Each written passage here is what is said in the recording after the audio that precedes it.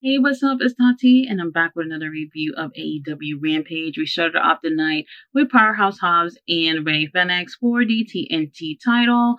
This was actually a great match, a great way to start off the show, and guess what? It wasn't a squash match.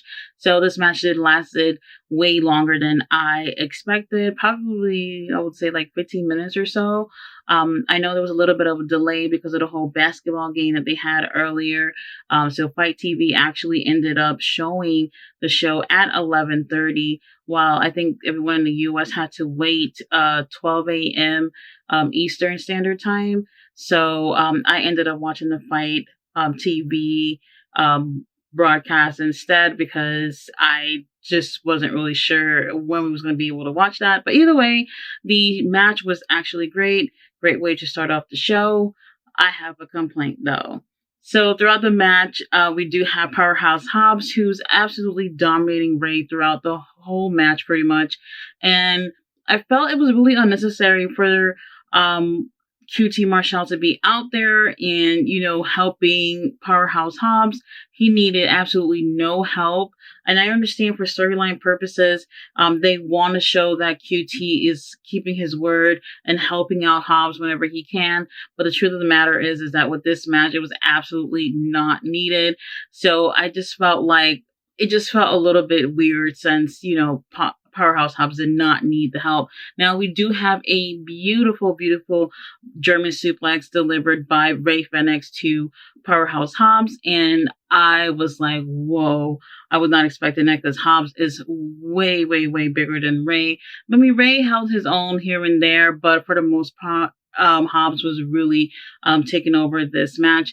We did have Paul White on commentary, which was a little bit weird because he's usually is on Darker on Elevation, so we don't necessarily, I don't think ever heard him on Rampage, and now he's going by not just his name Paul White, but he's also being called No BS Paul White. So obviously BS playing on Big Show. So I thought that was kind of clever. It was great to have him on commentary, but it kind of took me by surprise at first. But I really enjoy the way they started off that show. Just did not need help with QT. Anyway, Powerhouse Hobbs ends up taking the win. And right after that, they do attack Alex Everhantes right after that. And now I'm like, okay, so what are we going to do now? Powerhouse Hobbs do not need really any help as far as him being in the ring with smaller talent. Like Ray Fenix, he's a great singles competitor, tag competitor, but it just was not needed. So I kind of just didn't understand what's the point with that. Are they going to be using the QTV people to help him win every match? That's going to get old really, really soon. Up next, we have Taya Valkyrie versus Ava Lawless. Now, this is her debut match, and I feel like this was a missed opportunity. Was she looking really strong in this match? Yes, she was. It was very, very short. I really feel like the best way they should have gone with this is having her go against with someone who's already part of AEW. They're basically showing this as if she's going to jump all the way towards the TBS championship scene. So it's like, why would you go against someone who's not even part of AEW for your first match? Any one of these girls, Red Velvet, Kiera Hogan, Diamante, somebody should have been in the ring with her for her debut, not somebody who's not part of AEW. But she did look really, really great here with what she does. And, she's packaging all her moves and all that. So she did look really strong, but it was not a great match at all because her opponent is basically there just to let her win. And I did not like that. We do have Mark Sterling with Jade and Layla watching on the ramp. Mark Sterling got his notepad and he's writing down notes and all this stuff. So obviously, you already know Taya ends up winning this match. I really don't like how they do things like this. It's a debut. Put them with somebody who's already been somewhat established in the company, especially if you want to get them over to being in the title scene. I don't like this at all. After that, we do have a really funny video package with Stokely Hathaway getting trained for his match with Hook. That's going to be on Dynamite next week. And I was absolutely cracking up the whole time.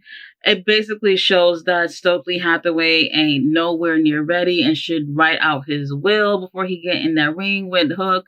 It was a really fun way to, I guess, I don't know, try to make people feel sorry for Stokely coming into this match.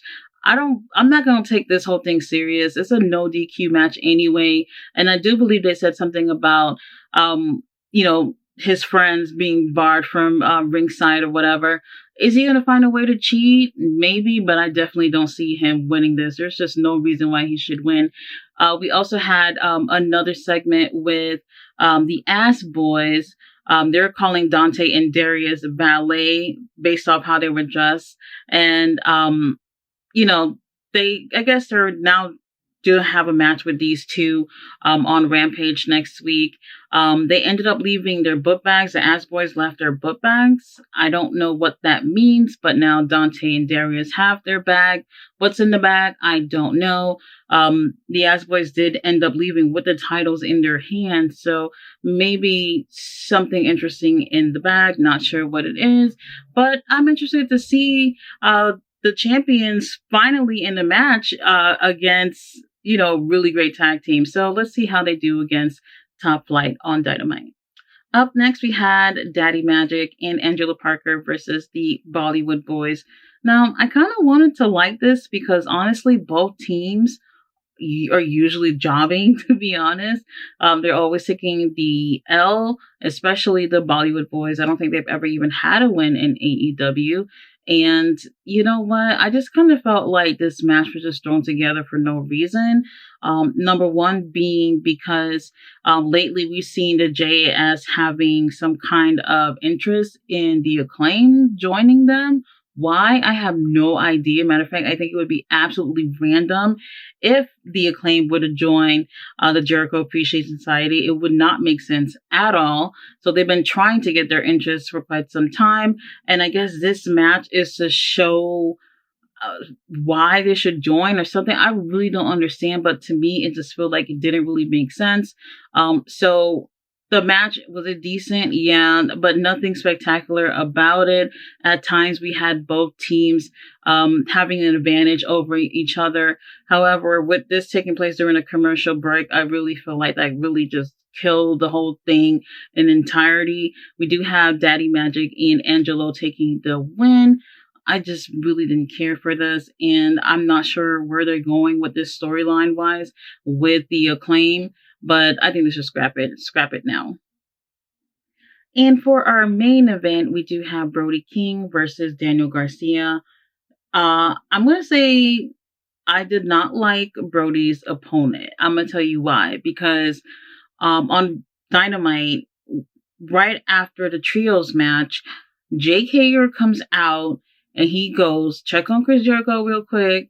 Then he gets in the ring and he goes directly to Brody King. And right there, they had a quick little exchange before the rest of the House of Black came in and whooped Jake Hager's ass. So right there, right at that moment, I'm pretty sure people was like, oh, I want to see these two go against each other. And guess what? We don't even get that. So I felt like that was a missed opportunity that they should have had Jake Hager versus Brody King at Rampage tonight. And I mean, it was a really great match, probably the best match of the night. I would say I enjoyed this more than the TNT title match, but I really felt like that was a missed opportunity. But either way, throughout the match, we do have Brody, who is absolutely dominating, but then we still have Daniel Garcia trying his best to hold his own while we got Chris Jericho ringside. So you already know something's going to pop off with Chris Jericho getting involved. We do have Julia Hart, who's ringside as well. So none of the other members of House of Black are there. And Julia, she looks absolutely great. She really, really fits in with these guys. I remember when she first started with them, I'm pretty sure people had there are doubts about her joining the House of Black, but she's absolutely found her way, and she's really making an impact as far as how great she looks with them. I wish we got a chance to see her more in matches. We do see her on darker elevation here and there, but if they had put her in more matches where they could really display how much change she's made, I think that would really benefit her and the House of Black. Either way, I enjoyed this match. Now, they kind of shocked me here. Towards the end of the match, we do have Chris Jericho getting involved. So now we're at the end of the match. We have Daniel Garcia. He is putting on a mediocre Walls of Jericho on Brody King. And Brody, he is dragging himself to the ropes. This is the same side of the ring where Chris Jericho is. Now, once he grabs the ropes, the ref tells Daniel to let go of the hold. And guess what? Daniel doesn't want to let go. So now the ref has turned his back and he is helping get Daniel off of Brody while Brody is still holding onto the rope. And guess what? Chris Jericho has the bat in hand and he hits Brody right on the forehead with it. And now Brody's a little out cold, I guess you can say. So Daniel takes advantage of that and he puts him in a hold. And the ref raises his hands 3 times to see if he's still conscious, if he's not out. And by the 3rd time, his hands, falls down. And now Daniel Garcia wins the match. I was kind of surprised that they went this way. Off the bat, I thought that Brody was going to end up winning this. So kudos to AEW for doing something that's not so predictable. But I just kind of sick and tired of the interference. Like, I understand this is just something that Jericho Appreciation Society does, but now it's like every faction does this too, because now every match we got to see, well, not every match of tonight, but it just seemed like so often we keep seeing, people getting involved to help other people. It's just becoming repetitive. Like, I don't mind it, but it's like, well, how many times are you going to have to rely on this in order to get the heels over? There's so many different other ways to do this. It does not have to end in interference all the time. Either way, it was a great match, and I really do feel like sometimes these interferences does take away from how great a match really is. So overall, I didn't mind Rampage this week. Honestly, I just feel like we had a really, really great show with Dynamite. The way it started was excellent. The way it ended was even better. And then to transition onto Rampage that same night, because it's taped right after, y'all should have went into this episode with the same energy. It just, I don't know, it just felt a little bit flat to me. But I think now people were kind of expecting that Rampage would not be as good as Dynamite. And to be completely honest, like, if you have 2 shows that are on national TV, I understand Rampage is an hour show and it's not as big as Dynamite, but you should treat Rampage just the same as Dynamite because you want people to watch, you want people to enjoy.